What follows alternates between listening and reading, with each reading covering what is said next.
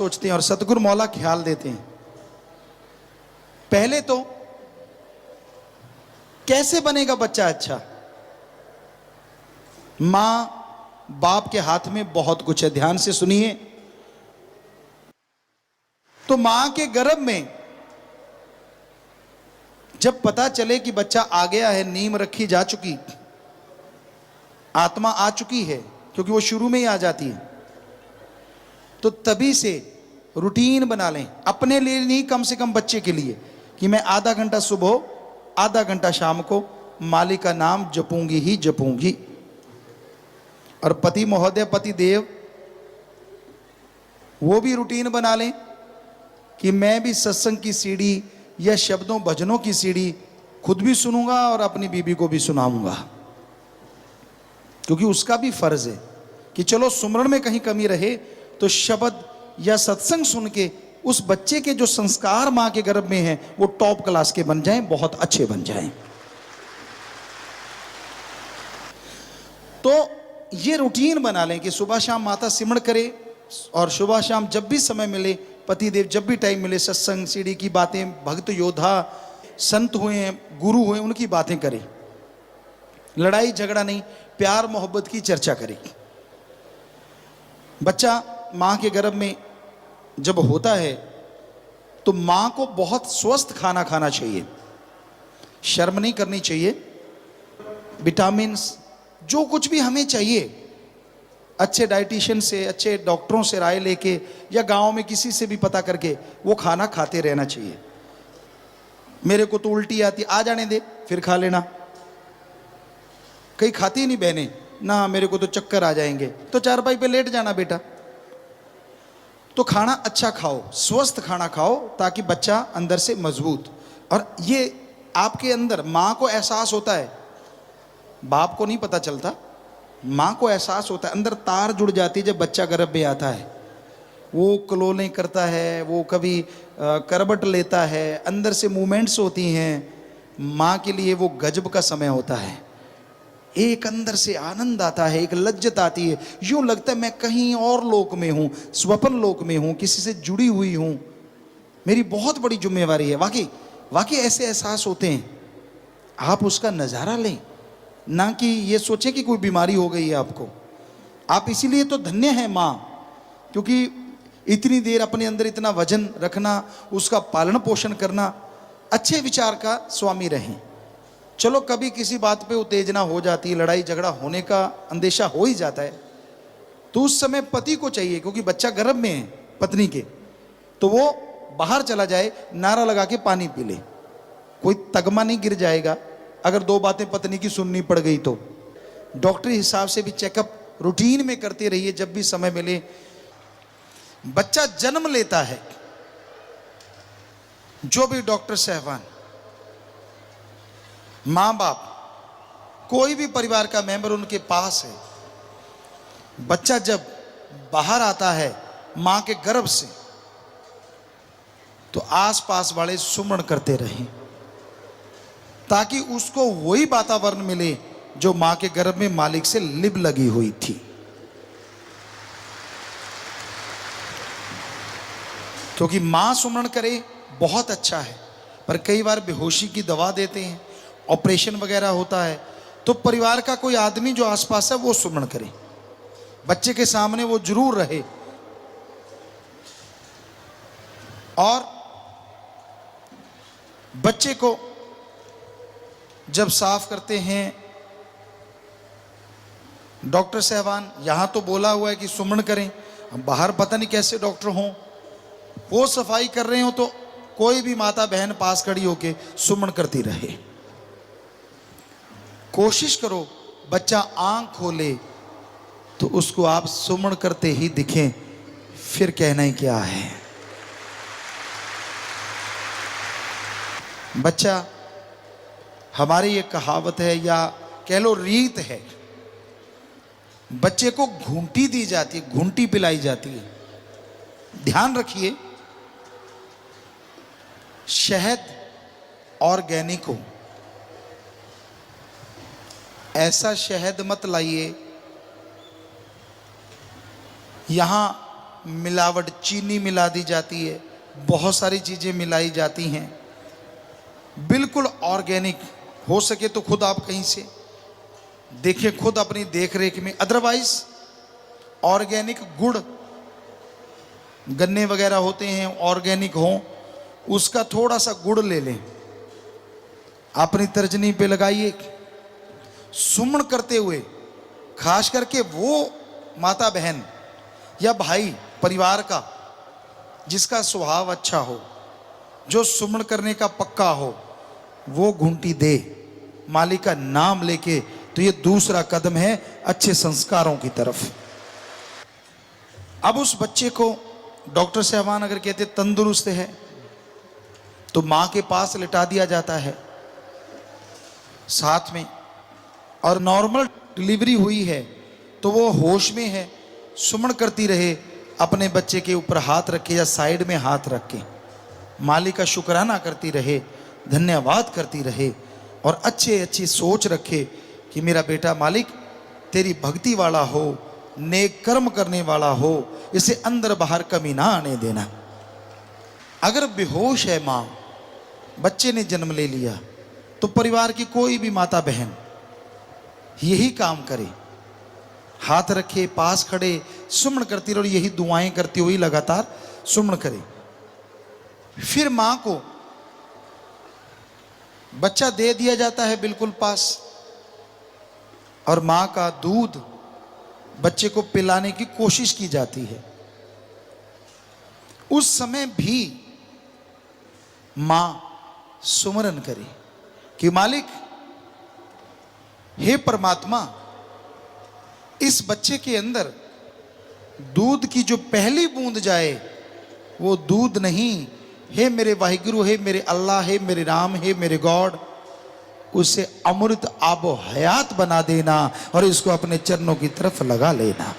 Science को लगता होगा कि ऐसा कहने से या सुमन करने से क्या होता है, साइंस को एक दिन मानना पड़ेगा, ऐसा करने से ही सब कुछ होता है।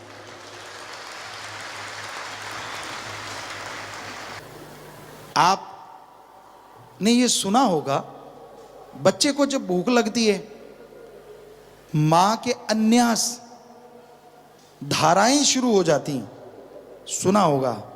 आज है तो सही, पर शायद कहीं कहीं ऐसा देखने में मिलता है। हमने अब भी देखा है, इस युग में भी देखा है, ऐसा हो रहा है। लेकिन ऐसा कैसे होता है? एक भावना मां की जुड़ी रहती है, वो और कामों की तरफ तो ध्यान देना ही देना है, लेकिन एक इनडायरेक्ट, जैसे कहते हैं ना छठी इंद्री होती है, वो एक जाग जाती है, वैसे माँ की एक भावना होती है जो बच्चे से हमेशा जुड़ी रहती, कहीं भी रहे, काम धंधा कर रही सब कुछ, लेकिन एक अंत्यकरण से एक तार जुड़ी रहती। वो माता बहनों जरूर जोड़ के रखा करो। दुनिया में आने के बाद वो उसकी पहली खुराक है, और उस खुराक से मालिक का नाम उसके अंदर जा रहा है। और इस तरह जब भी आप फीड दें, मां बच्चे को दूध देती है, फीड देना, तो बहनों या जो मां बनने वाले बहनें हैं, आप सुमन करना ना भूलें। और चीज भूलना है तो भूल जाना, पर बच्चा जब भी फीड ले, आप एक हाथ से सिर सहलाते रहिए, सुमन करते रहिए और दुआएं करते रहिए, मालिक मेरा दूध ऐसा बना देना कि ये तेरे प्यार में रंग जाए, इसको बीमारी ना कोई आए, ये तंदुरुस्त रहे, इसके कर्मों का खात्मा कर देना मेरे मालिक, इसको भोगना ना पड़े, ये तेरी नन्ही सी कली है, इस पे रहमत रखना। और फिर बच्चे को कपड़े पहनाए जाते हैं, नाड़ुआ वगैरह काट के सफाई की जाती है। पुराने जो बुजुर्ग होते थे, परमात्मा का नाम लेके कोई भी कांच का बर्तन, आजकल आप डॉक्टरों से पूछ सकते हैं कि वो जो नाड़ुआ होता है वो किस चीज में रखना चाहिए निशानी के तौर पे, उसको संभाल के रखा जाए तो बहुत बहुत अच्छा होता है। और आज साइंटिस्ट भी मानने लगे हैं कि फ्यूचर में अगर बच्चे को कोई भयानक बीमारी मालिक ना करे ऐसा हो, पर हो जाए बीमारी, तो वो जो यहां से कटा हुआ नाड़ुआ है उससे उसका इलाज संभव हो सकता है। ये बहुत बड़ी बात है।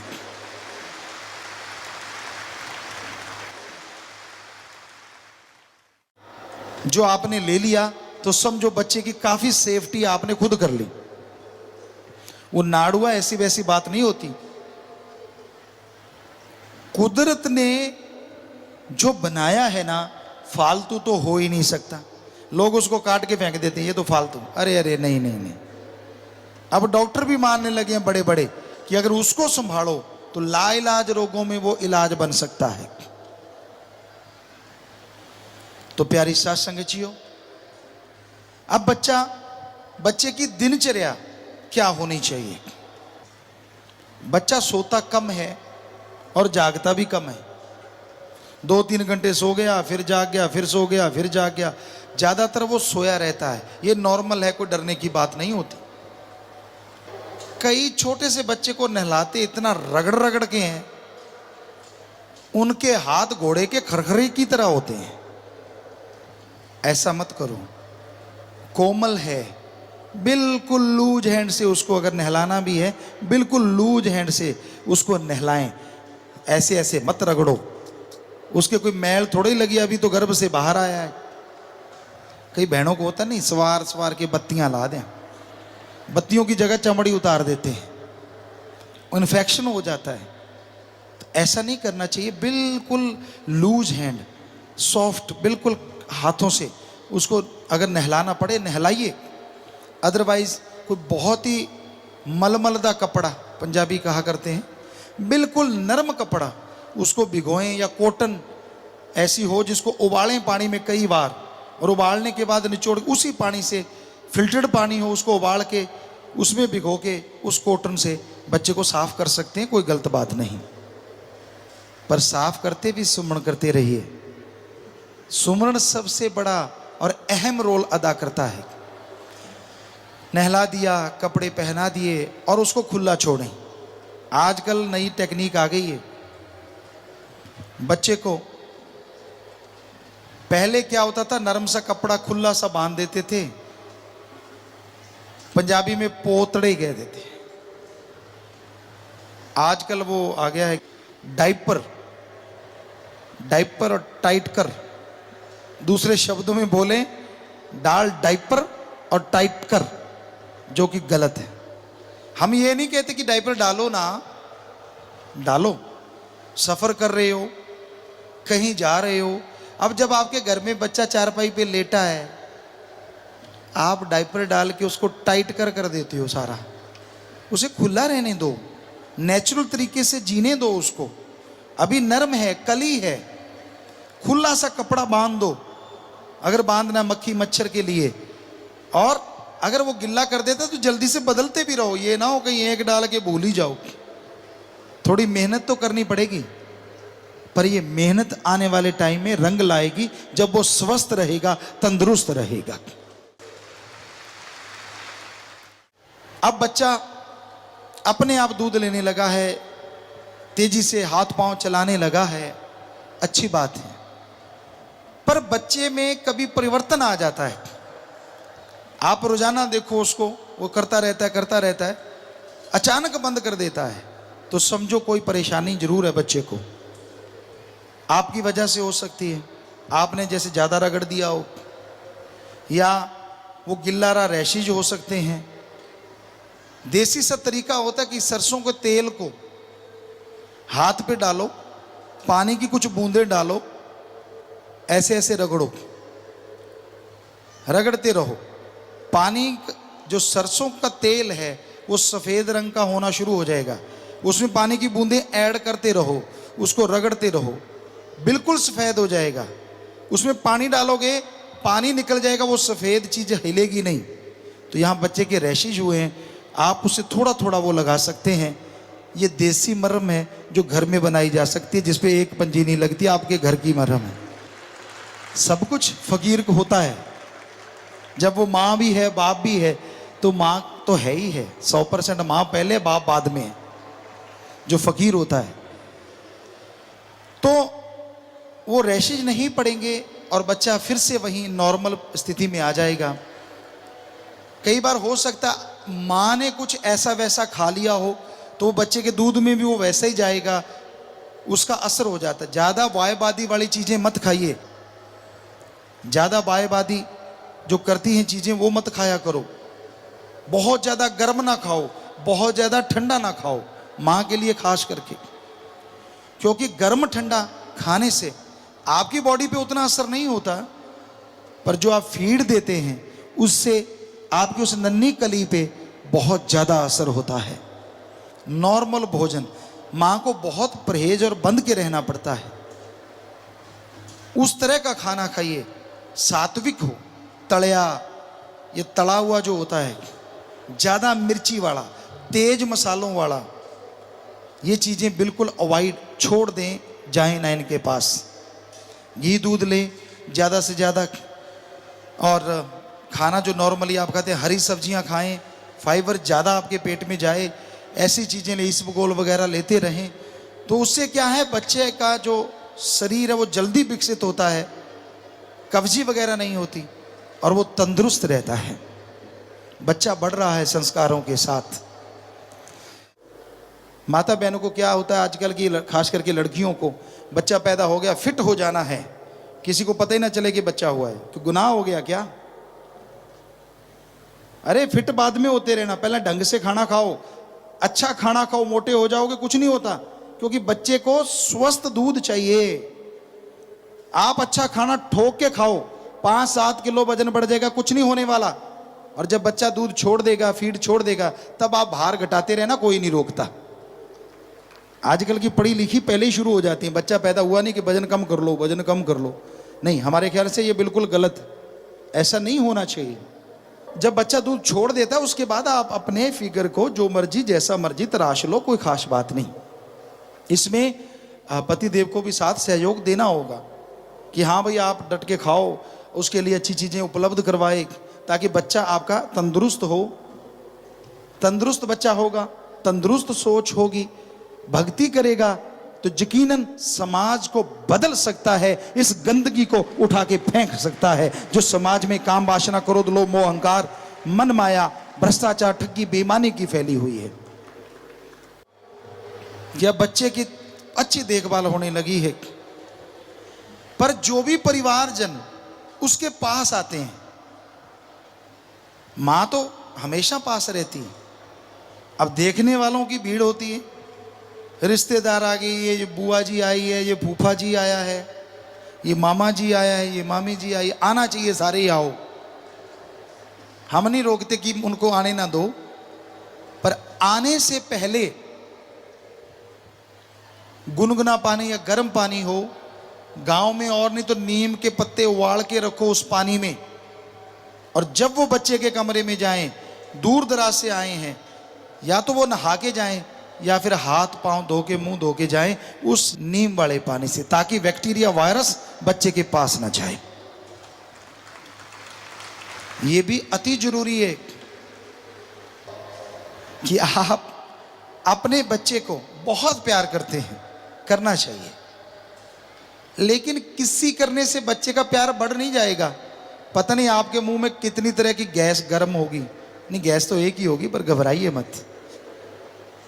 मतलब बच्चे के लिए तो कई तरह की होगी ना, बैक्टीरिया है, वायरस है, गर्म हवा है, वो सहन नहीं करता। आप किस्सी ले रहे हैं और उसकी मिस्सी हो रही है, वो कहता है मेरे साथ मिसबिहेव क्यों कर रहे हैं ये, और आपको लगता है ना ना मेरा बेटा है, अरे तेरा ही रहेगा, दूसरे का, पड़ोसी का तो होने से रहा। इन चीजों को अवॉइड कीजिए, क्योंकि आपके मुंह में बैक्टीरिया हो सकते हैं, वो नन्ही सी कली के पास कुछ भी नहीं है ऐसा, तो ये परहेज रखना जरूरी है। कई मुंह में उंगली डाल देते हैं, पता नहीं कहाँ कहाँ से वो लगाई होती है, और उसके मुंह में ले ले ले लेके देख, लेके देखने को क्या कुल्फी है, उंगली है, क्यों उसको बेचारे को तंग करने पे लगे हो। प्यार कीजिए, दूर से भी कर सकते हैं। तो बच्चा बढ़ता जा रहा है और आप ये परहेज रख रहे हैं, यकीनन बहुत सी बीमारियां नहीं आएंगी आपके बच्चे को, अगर आप ये इन बातों पे अमल करेंगे।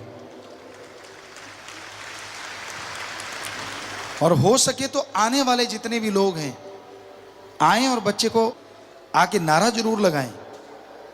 कहीं वो भूल गया हो, माया के खिलौनों में उलझ रहा हो, नारा लगाते ही उसको मालिक याद आएगा और वो खुशी से फिर हर्षा जाएगा, महक जाएगा। तो प्यारी साथ संगत जियो, यूं बच्चा बड़ा होता जा रहा है, फिर वो करवट बदलने लगता है। मां बहुत बड़ा गाइड होती है, बहुत बड़ा गुरु होती है अपने बच्चे का। तो उसको वो गाइड क्या करे कि बच्चा जब थोड़ा कई दिनों का या महीनों का हो चला है तो उसको करवट खुद दिलाए, कोशिश करे इधर उधर इधर उधर। वैसे तो छोटे बच्चे को दिलाते रहना चाहिए, क्योंकि अगर एक जगह लेटा रहता है तो उसकी स्किन इन्फेक्शन होने का डर रहता है। और कभी उसको सीधा लिटाओ, कभी उसको टेढ़ा करो, कभी अपने छाती पे ऊपर लिटा लो, बाप या माँ, ये भी जरूरी है, उसकी पोजीशन बदलते रहना। फिर बच्चा उल्टा हो जाता है, कोई घबराने की बात नहीं होती, और फिर वो बैठने की कोशिश करने लगता है, कुछ बोलने लगता है। कई उसे कहते पापा बोल, और माँ कहते नहीं मम्मा बोल, तो उसका बज जाता है ढोल, क्या बोलूं ना। वो पामा करते रहते हैं बच्चे, हमने देखा है, क्योंकि दोनों चाहते हैं कि मेरा नाम पहले ले। तो कितना अच्छा हो अगर वो मालिक या दाता या राम कहना सीख जाए, कमाल हो जाए। तो इस तरह ये संस्कार आप अपने बच्चों को देते रहें। मां कुछ भी खाना ले सुमण करके लेती रहे, तो यकीनन बच्चे जो होंगे जरूर अच्छे संस्कारों वाले होंगे। तो बच्चा जब लुढ़कना शुरू करता है तो बच्चा उल्टा होएगा, तो नेचुरली उसके जो एक्सरसाइज है वो होती रहेगी, करबटें बदलते रहिए, तो वो एक्टिव जल्दी होगा। हाथ पांव मारता मारने दो, क्योंकि बच्चा जितना हिलता है ऐसा करता है, कभी कभार रोता है तो भी कोई गड़बड़ नहीं, रोने से भी बच्चे का विकास होता है, उसकी आवाज, कंपन, बोलना सब विकसित होता है। इसे डरा ना करें। बच्चा उठना चाहता है, उसकी मदद कर दीजिए, सुमन करते रहिए, और जब लगे कि ये अब लुढ़कने लगेगा, कितना अच्छा हो कि आप जो गर्भ में टेप सुना करते थे, शब्द या सत्संग, उसी टेप सत्संग को लगा दें सामने, या कोई फोटो अपने पीर फकीर की लगा दें, जो भी आपको ठीक लगे, बुजुर्गों की लगा दें, अपने अच्छे नेक लोगों की, और वहां टेप रख दें, शब्दवाणी चले और वो उस फोटो की तरफ लुढ़क के आए, तो ये संस्कारों की तरफ बहुत बड़ा स्टेप है। वो उस आवाज को फॉलो कर रहा है, उस फोटो को फॉलो कर रहा है, और माँ बाप जो पास बैठे देख रहे हैं, सुमन करके यही दुआ करें कि मालिक इसने चलना अभी शुरू किया ही है और ये आपकी तरफ आ रहा है, आखिर तक ऐसे ही इसके कदम राम नाम की तरफ चलते रहें, मालिक की भक्ति इबादत में आगे बढ़ते रहें। बच्चे को बुखार होता है, कई बार गर्म सर्द हो जाता है, ये आपकी लापरवाही से हो सकता है, कर्म रोग हो सकता है, तो गर्दन में भी आप हाथ लगा के देख सकते हैं उसको टेम्परेचर है कि नहीं। उल्टा हाथ यहाँ, कई बार माथा ठंडा हो जाता है, एसी वगैरह चलते हैं या ऐसा, तो ये गर्दन भी एक ऐसी जगह होती है, ये नाड़ियाँ हमारी जो जल्दी बता देती हैं कि भाई बच्चे का टेम्परेचर कैसा है, किस तरीके से जा रहा है। वैसे बहुत से यंत्र आ गए हैं, आप उनसे चेक कर सकते हैं, थर्मामीटर तरह तरह के आगे, माथे पे लगने वाला, कान में डलने वाला, काख में लगने वाला, बहुत से हैं। लेकिन देसी सा तरीका ये भी है, अनुभवी आदमी अगर उसे चेक कर ले तो वो बता सकता है कि हाँ बच्चे को बुखार है, उसके हाव भाव चेंज होते हैं, उसका चेहरे का रंग चेंज हो जाता है। तो ये भी एक संस्कार है कि उस समय सुमन करते हुए कोई अच्छी सी दवा दें। तुलसी अगर माँ चाय में डाल के पीती रहती है, खास करके शाम तुलसी, काली तुलसी जब माँ पिए तो दूध में या चाय में 2-4 पत्तियाँ डाल ले या 5-7 डाल ले, उस मौसम के अनुसार उसको हमेशा पिए डेली, तो बच्चे को नजला जुकाम नहीं होता और बुखार की संभावना बहुत कम हो जाती है। आप इन बातों पे अमल करके देखिएगा, यकीनन आपको फ़ायदा होगा, आपकी औलाद का फ़ायदा होगा।